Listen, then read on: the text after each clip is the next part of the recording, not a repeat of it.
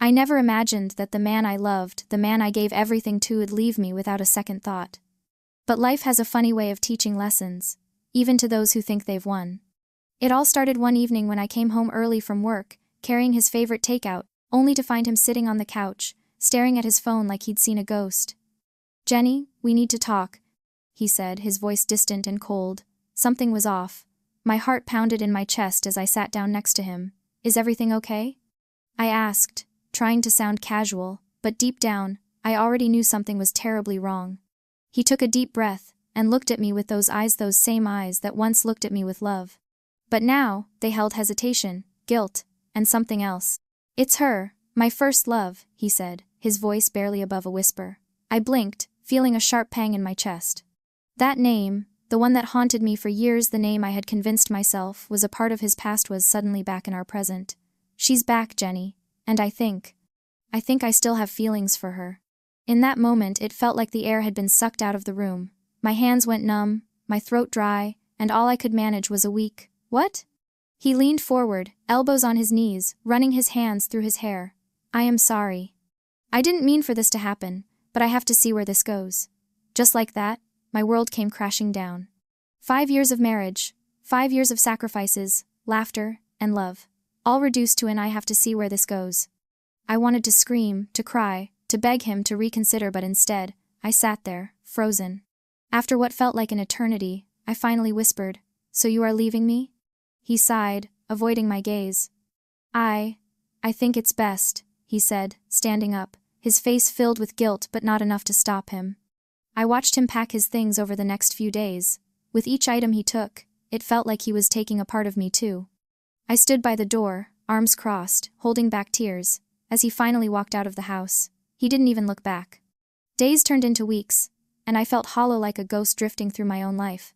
I stopped answering calls, ignored messages from friends, and even work became a blur. Late at night, I found myself scrolling through old pictures of us laughing at the beach, celebrating anniversaries, those silly selfies in the car. My mind kept asking the same question: was it all fake? Did I mean nothing to him? The pain was unbearable, but little did I know, karma was already at work. Days blurred into weeks, and my once vibrant home now felt like a hollow shell.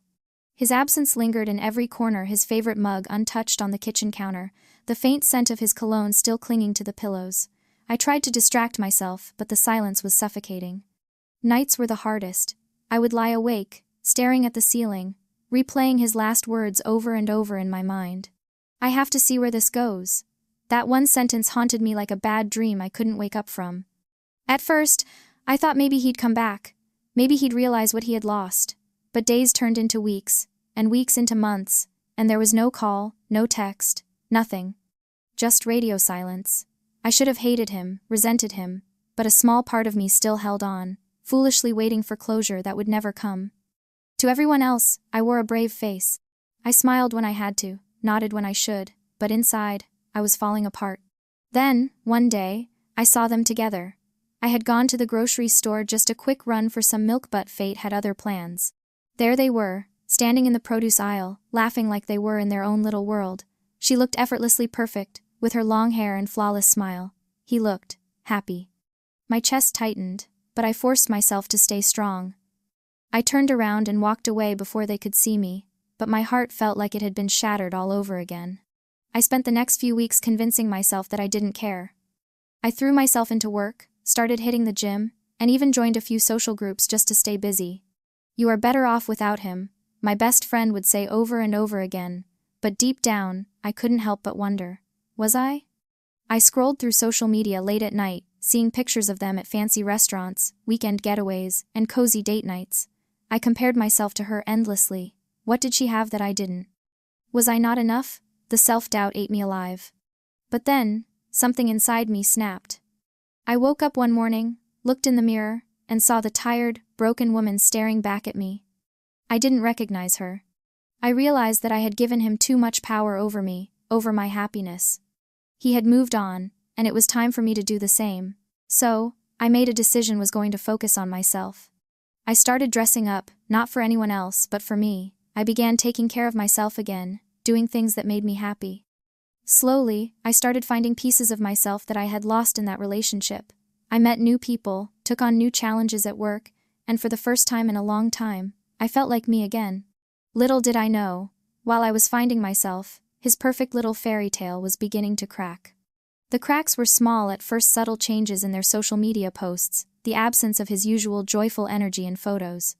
Something wasn't right, and soon enough, the truth would reveal itself in the most unexpected way. Weeks passed, and with every step forward I took, I felt lighter, freer.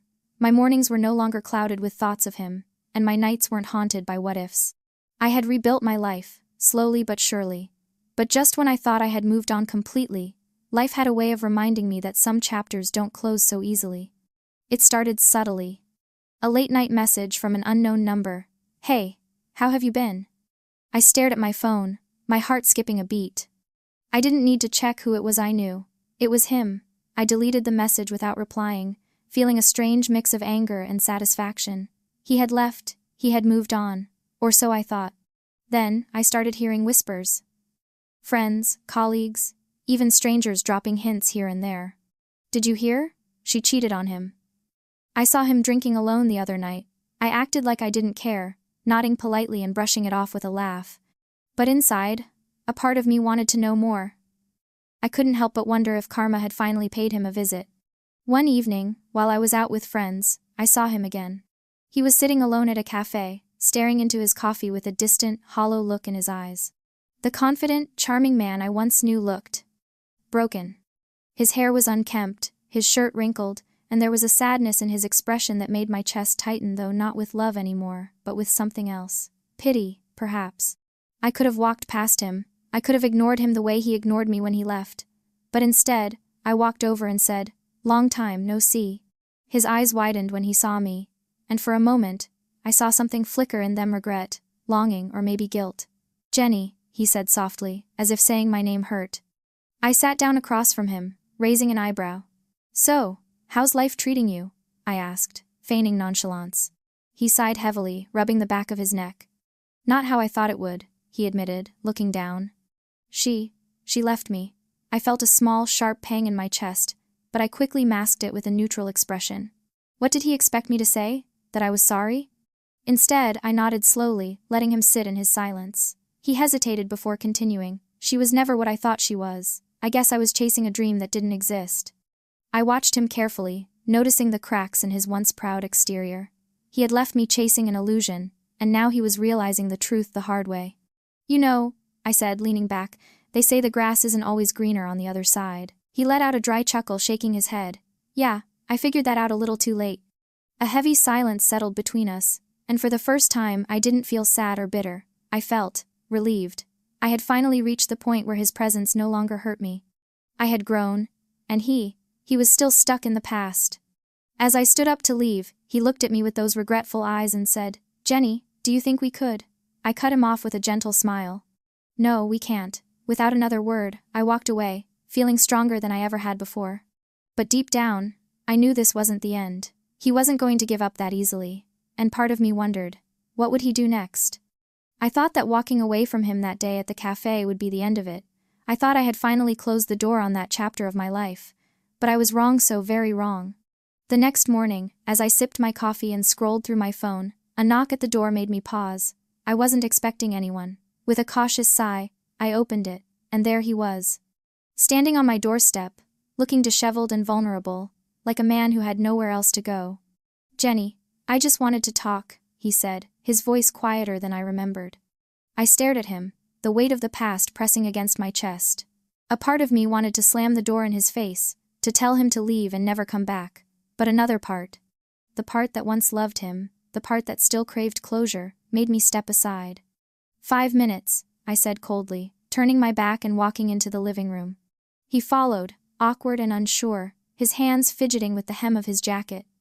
"I know I messed up," he began, his voice laced with regret. "I was stupid. I thought she was the one, but she used me, Jenny. She never really loved me." I crossed my arms, watching him carefully. "And you think I care?"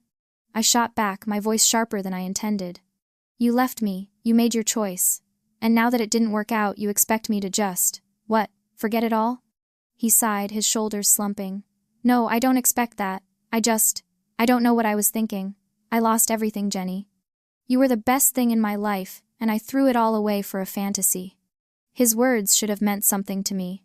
They should have given me some sort of satisfaction, but instead, all I felt was exhaustion. So what do you want from me, huh? An apology? Closure? What exactly are you looking for? He looked up, his eyes filled with something that resembled desperation. I just want another chance. I want us. A bitter laugh escaped my lips. Us? There is no us anymore. You made sure of that when you walked out the door without even looking back. My heart pounded in my chest, but I forced myself to remain calm. I've moved on, and you should too. But have you really moved on? He asked, stepping closer, his gaze searching mine. Because if you have, why did you let me in? I swallowed hard, his words hitting deeper than I wanted to admit. Because I am not you, I said finally. I don't turn my back on people, even when they deserve it. He sighed, defeated, and nodded. I get it, I do. He looked around the room, as if trying to hold on to the pieces of our past that still lingered there. I miss you, Jenny, every single day. I took a deep breath, steadying myself. Missing me isn't enough. Silence stretched between us, heavy and suffocating. He rubbed the back of his neck, glancing at the door. I should go, he mumbled. I nodded, feeling an unexpected pang of sadness, but I stayed firm. Yeah, you should. As he walked toward the door, he hesitated for a moment. If you ever change your mind. I won't, I said, cutting him off, and with that, I shut the door behind him, leaning against it, exhaling a breath I didn't realize I had been holding. I had been waiting for this moment, the moment where I could finally say goodbye without breaking, and now that it was here, I realized I didn't need his validation anymore. I was finally free. But deep down, I knew this wouldn't be the last time I'd see him. He was holding on to something that I had already let go of, and I had a feeling he wouldn't stop trying. Days passed after I shut the door in his face, and for the first time in a long while, I felt in control of my life. I kept myself busy: work, friends, hobbies, all the things I had put on hold during our marriage. But no matter how much I tried to distract myself, his voice lingered in my mind. If you ever change your mind. Late at night, I would catch myself staring at my phone, my fingers hovering over his number. I hated how easy it would be to call him, to let him back in, to pretend the past didn't hurt as much as it did, but I knew better. I reminded myself that he had left, and when he did, he didn't hesitate. Why should I? But fate, as always, had other plans. One afternoon, I was in a cafe with my best friend, laughing over something trivial, when I felt that familiar gaze. I looked up, and there he was, sitting a few tables away, watching me. Our eyes met, and for a split second, I saw something I wasn't ready for: hope. I quickly turned my attention back to my friend, pretending not to notice him. But the uneasy feeling in my stomach grew stronger with every passing second. And then, just as I was about to leave, he approached me. Hey Jenny, he said, his voice soft, almost apologetic. My friend shot me a look, but I forced a polite smile. Hi, I replied, keeping my tone neutral. I was hoping we could talk, he said, his eyes pleading. Just for a few minutes. I hesitated. I didn't owe him anything. Not my time, not my kindness, not even my attention, but curiosity was a dangerous thing. Against my better judgment, I nodded. We sat at a quiet corner of the cafe, and he wasted no time. I've been thinking about us, he started, his fingers nervously tapping the table. I know I made the biggest mistake of my life walking away from you. I crossed my arms, leaning back. You made your choice, I said simply. I did, and I regret it every day. He admitted, his voice heavy with regret. You were right, she wasn't who I thought she was. I chased a fantasy, and I lost something real. I clenched my jaw, swallowing the lump forming in my throat. So what do you want from me? He leaned forward, eyes earnest. A second chance. I shook my head, a bitter smile tugging at my lips. You don't get to come back when it's convenient for you. Life doesn't work that way. But I love you, he whispered, and for a brief moment, I saw the man I had once loved. The man I had once given everything to. I sighed, running a hand through my hair. Love isn't enough, not anymore. He reached for my hand, but I pulled away. Jenny, please. I know I hurt you, but I've changed. I can be better for you. Just think about it. I looked at him, really looked at him, and for the first time, I realized something was desperate, not for me, but for comfort. For familiarity. I was his safe option now that his fantasy had fallen apart. I don't need to think about it, I said firmly, standing up. I am done being someone's second choice. As I walked away, I felt the weight lift from my shoulders. The temptation to look back was strong, but I resisted. I had finally learned that looking forward was the only way to heal. Walking away from him at the cafe felt different this time. There was no anger, no bitterness, just clarity. I had spent so long mourning what we once had, but at that moment, I realized something profound. I wasn't losing anything, he was. As I stepped out onto the bustling street, the fresh air filled my lungs like a long-awaited release. My best friend caught up with me, nudging my arm. "You okay?" she asked, concern etched across her face. I nodded, giving her a small smile. "Yeah, for the first time in a long time, I actually am." But of course, life had one more twist left for me. A week later, I received an unexpected invitation to an alumni event for our old college. I debated whether I should go, but something inside me whispered that it was time. Time to face my past, my memories, and perhaps, to finally put everything to rest. The night of the event, I walked into the grand hall, my head held high, wearing a confidence I hadn't felt in years. The room buzzed with laughter and chatter, and as I made my way through familiar faces, I felt lighter, as if the weight of the past had finally begun to lift. And then, I saw him. He was standing alone near the bar, nursing a drink, looking more out of place than ever. Our eyes met across the room, and for the first time, I didn't feel that familiar ache in my chest. Instead, I felt nothing. No longing, no resentment, just indifference. He approached hesitantly. "Jenny," he said, offering a weak smile, "you look amazing." I returned the smile, but it didn't reach my eyes. "Thanks," I replied, taking a sip of my drink. "So do you." There was a pause, and I could see the regret still written all over his face. "I just wanted to say, I am really sorry for everything." His voice wavered slightly, and for once it felt genuine. I nodded, letting his words hang in the air for a moment. "I know," I said softly, "but you know what? I don't need an apology anymore." His brows furrowed. "You don't?" I shook my head with a small laugh. "No, because I've moved on. And honestly, I think it's time you do too." He exhaled sharply, running a hand through his hair. "Yeah, I guess so."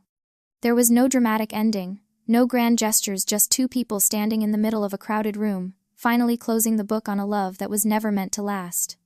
I wished him well, and for the first time, I truly meant it. As I turned to walk away, I bumped into someone literally. He caught my arm before I could stumble, and when I looked up, I found myself staring into a pair of warm, kind eyes. "Sorry," he chuckled. "Didn't mean to startle you." I laughed, feeling a strange sense of ease. "It's fine. Happens more often than you'd think." We exchanged a few words, and before I knew it, the conversation flowed effortlessly. He was charming, funny, and most importantly, knew a reminder that life had so much more to offer beyond my past heartbreak. As the night ended, I walked out of that hall feeling something I hadn't felt in a long time: hope. I didn't need my ex's validation anymore. I didn't need to prove anything to anyone. I was finally enough for myself. And as I stepped into the cool night air, I smiled to myself, knowing that the best chapters of my life were still waiting to be written.